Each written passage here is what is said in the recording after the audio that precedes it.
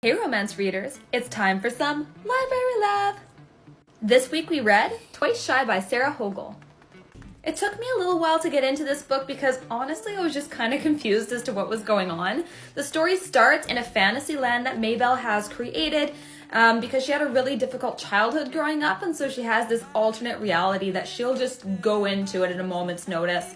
But the alternate reality ended up being a really good metaphor for her inner state and her mind, and as well as her relationship with the love interest. This is one of those plots that's really far out there, so you have to have that suspension of disbelief in order to enjoy it. Like she inherits a giant old manor from her great aunt, and there's like apparently buried treasure around it, and the guy that she inherits the house with, she's never met, but she knows him because of like a fiasco with her ex-best friend and like some catfishing thing that happened on Tinder. And yeah, so you just really have to have that suspension of disbelief in order to get into the book. But if you just embrace that, then I promise you this book is adorably cute and sweet, and I really enjoyed it. Some people give Sarah Hogle's rating a bad time because it's very, very quirky.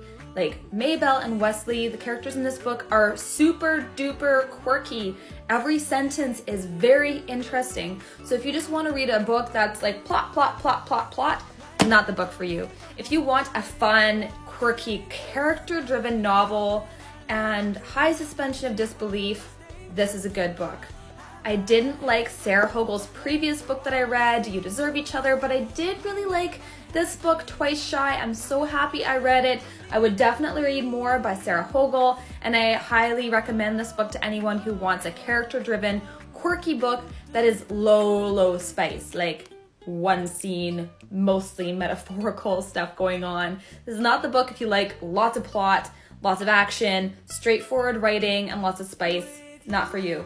If you like the opposite, get this book. I really liked it. We will be back on Monday with my next library love pick. Follow along for more.